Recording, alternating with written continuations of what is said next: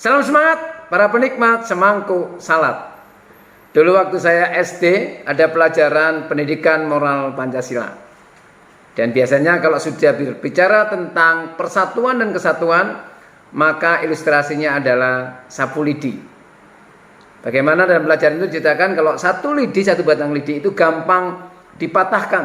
Tetapi kalau lidi itu disatukan dalam satu ikatan, maka lidi yang menjadi sapu lidi ini akan sulit dipatahkan.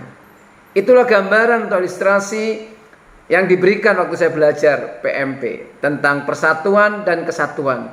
Dan ada slogan yang mengatakan, bersatu kita teguh, bercerai kita runtuh.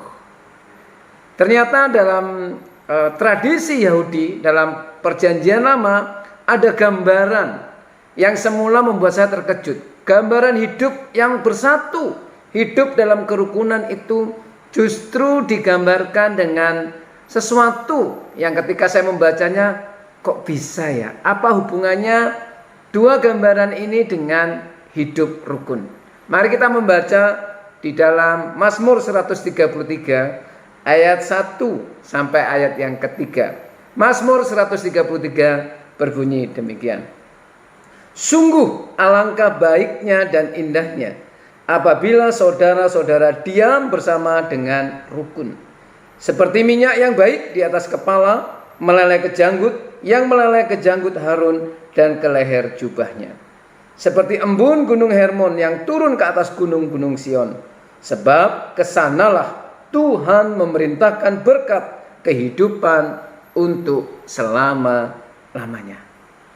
Saudaraku yang terkasih dalam kasih Tuhan Yesus Kristus, di dalam Mazmur ini digambarkan dengan minyak yang baik yang diberikan kepada Harun yang meleleh dari janggutnya dan ke jubahnya.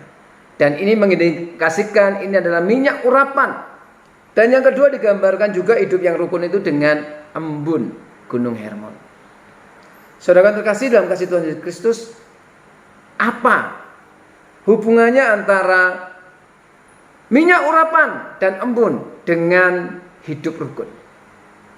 Ketika saya membaca tentang minyak urapan di Keluaran pasal 30, ternyata ada bahan dari rempah-rempah, setidaknya ada 5 bahan untuk membuat minyak urapan atau minyak yang baik yang dikuduskan dan dikhususkan oleh Allah sendiri untuk mengurapi hamba-hambanya yang dipilih.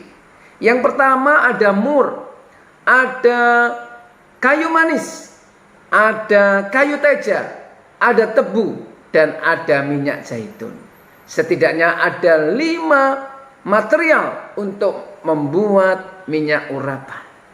Ada 5 material yang saling berbeda karakter, tapi kemudian ngeblend menjadi satu dan baru disebut dengan minyak urapan. Bahkan dalam Keluaran itu Allah memberikan instruksi bahwa ukurannya ditentukan. Saudara terkasih dalam kasih Tuhan Yesus Kristus, itulah hidup yang rukun, seperti minyak urapan akan dipakai oleh Allah ketika 5 unsur tadi mau saling memberi dan menerima, saling berkelindan, saling ngeblend, saling melengkapi, saling mencukupkan. Tidak ada satupun dari 5 unsur tadi yang menonjol berlebihan. Bukankah kehidupan kita harusnya seperti itu? Dalam komunitas di jemaat lokal kita maupun di arah sinodal, harusnya kita bisa mengembangkan sikap rukun ini.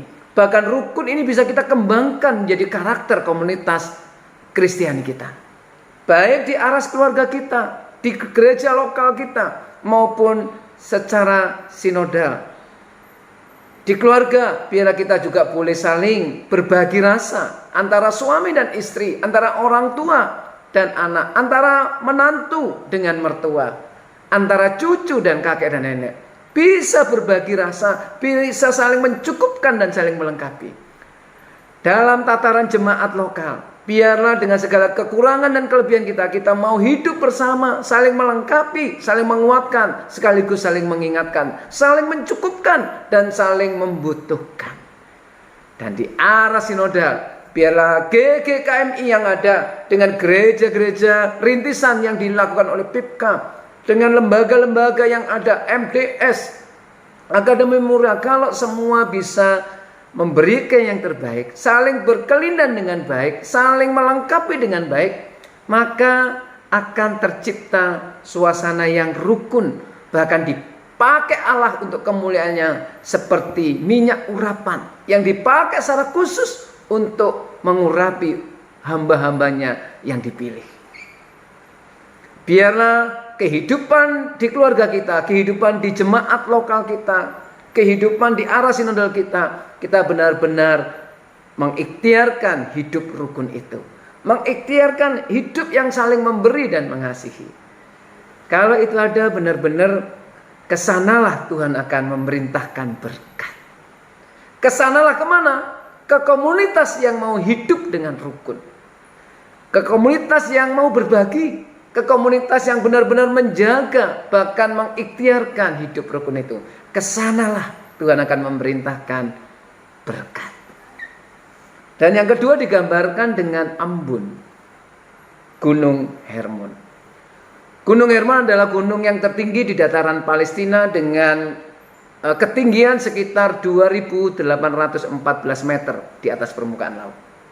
Cukup tinggi, dan biasanya puncaknya itu ada gumpalan-gumpalan es. Artinya berlimpah kesejukan di atas bukit Hermon itu. Dan kalau dalam suhu panas tertentu pada waktu-waktu tertentu, maka beberapa bagian dari es gunung di puncak Gunung Hermon ini akan meleleh. Dan lelehannya merupakan aliran sungai dan bisa juga mengalir ke Sungai Yordan. Dan ketika bongkahan-bongkahan es di puncak bukit Hermon ini meleleh, maka akan memberikan kesegaran di sekitarnya. Bahkan firman Tuhan mengatakan akan menyegarkan bukit Sion yang jaraknya jauh. Artinya apa? Komunitas yang hidup rukun, komunitas yang saling menghidupi dan saling menghidupkan, saling memberdayakan, maka akan memberikan kesegaran. Kalau rumah tangga saudara rukun, akan menjadi kesegaran bagi keluarga yang lain. Kalau gereja yang kita layani itu rukun dan berusaha berikhtiar untuk hidup rukun, maka gereja kita akan menjadi berkat bagi masyarakat di sekitar. Di arah sinodal, kalau GGKMI dengan berbagai macam program dan pelanannya, maka derap langkahnya itu akan mendatangkan kesejukan, kesegaran, sesuatu yang membuat orang semangat. Itulah dampak dari kehidupan yang rukun, menyegarkan, menyejukkan, tidak manas-manasi, tidak ngompor-ngompori, tidak memblow up gosip-gosip murahan yang tidak ada dasarnya. Tapi dalam kehidupan yang rukun, maka benar-benar seperti embun bukit Hermon yang mengalir ke bukit-bukit Sion. Dan sekali lagi, kesanalah Allah memerintahkan berkat kehidupan untuk selama-lamanya. Selamat menjalani living community, di mana benar-benar ada kehidupan yang Allah hadirkan, karena kita berikhtiar, bersungguh-sungguh, bekerja keras untuk mendatangkan kehidupan yang rukun, supaya benar-benar kehadiran gereja kita, kehadiran sinode kita, kehadiran keluarga kita, bahkan kehadiran pribadi saudara dan saya menjadi berkat. Selamat berkomunitas, Tuhan Yesus memberkati.